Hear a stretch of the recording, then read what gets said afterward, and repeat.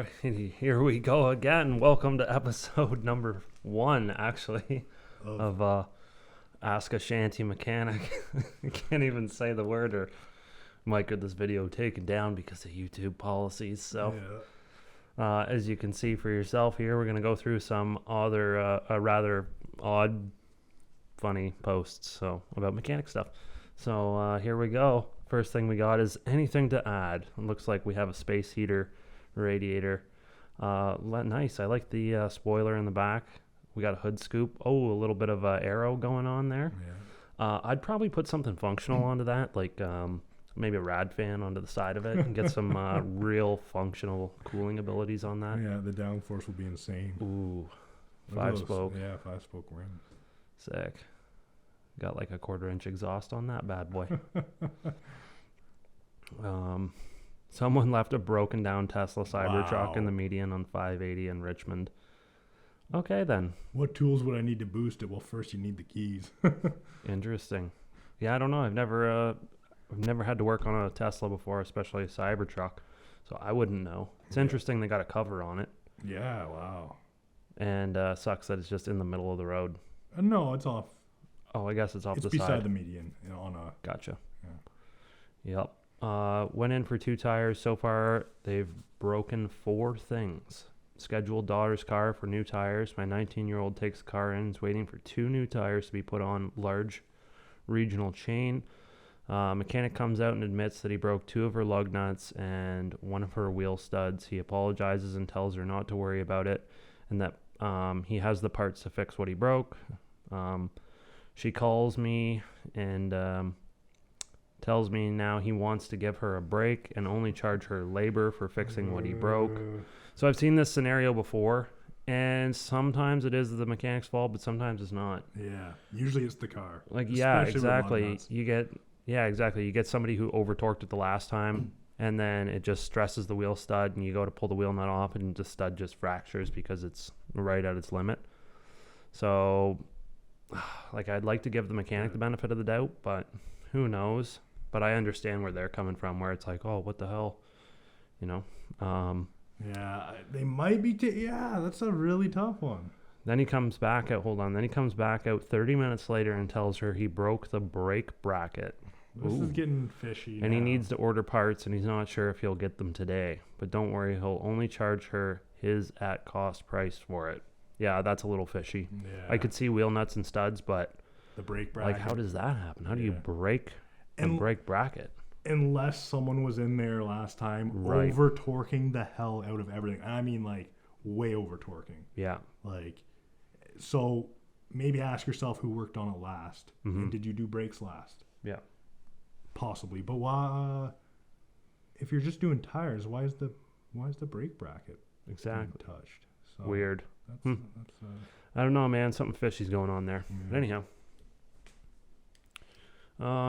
Looking to make a trip from Gary, Indian to Honduras to arbitrage steel. This will be okay for 8,000 pounds of material on my ATV trailer. No. That's a little rough, my friend. Can you even tow 8,000 pounds with the trailer when doesn't have a broken stud out of it? I mean, like, it might actually, to be honest with you, it would probably work. Yeah. But obviously you're gambling. Oh, yeah. Roll the dice. Yeah. See if you kill anyone on the highway. How much life do you think I have left in this bushing? Oh, you could, maybe another kilometer. Yeah. The bushing has left the chat. Nasty, man. Obviously he's like cut that out of there and that's what's left. There's no way they've been driving around like that for that long. Yeah, I was gonna say now you don't have to take it out, at least it's already out. Man, the amount that wheel would shift back, like in the Casper aspect of things, Caster, it would be clunking and knocking, like it would be insane. You'd hit the brakes, it would pull hard one way. Yeah, and then your tire might even hit the wheel well. Yeah, that's totally a possibility. Especially while turning. What part of the suspension is this?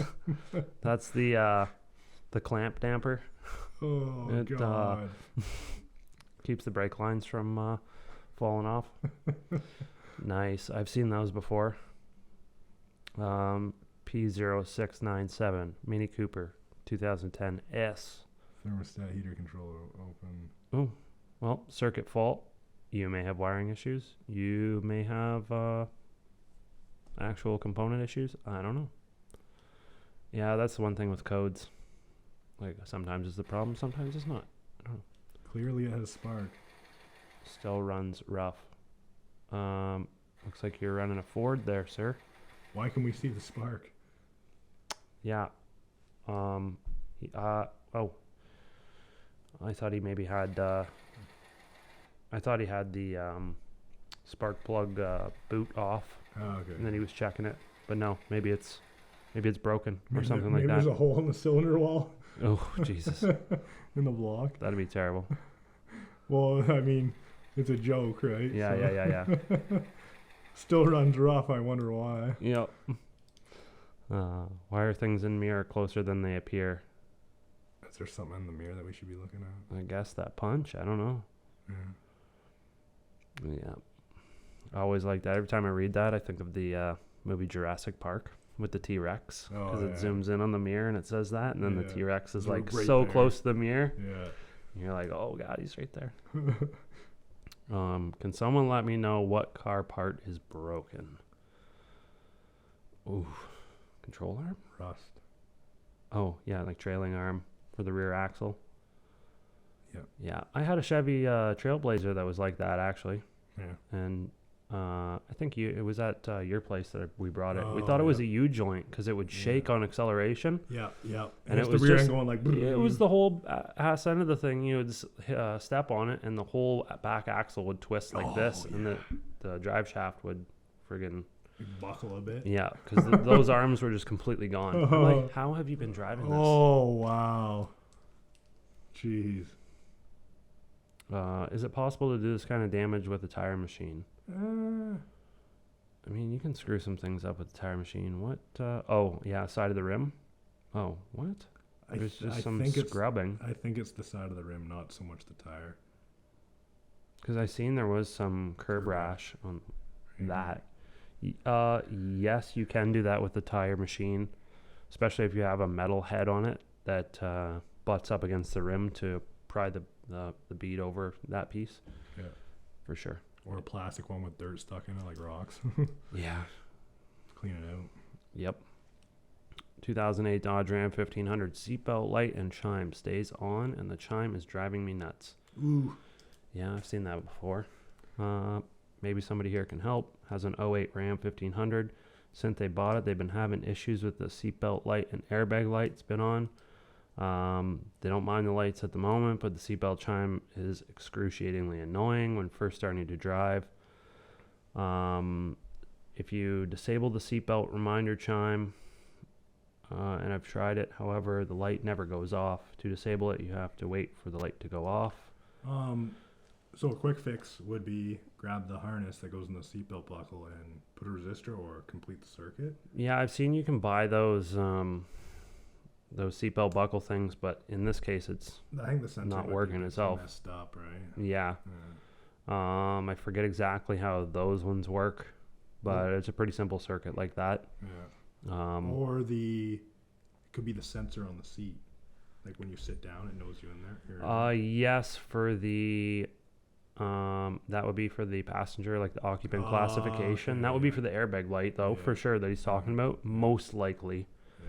There is obviously any airbag issue is going to turn that light on. Oh, okay.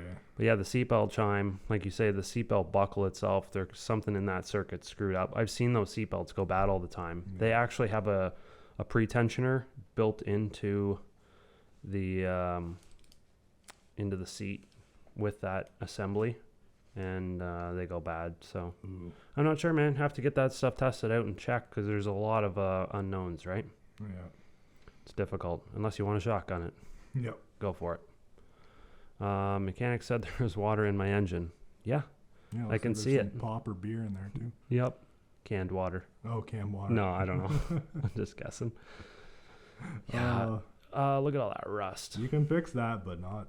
Obviously, that thing's been sitting without a head on it. There's no way they just pulled the head off of that. Yeah, out behind the barn. Yeah. It's a good deal. Oh, someone's got a Nice. flipped over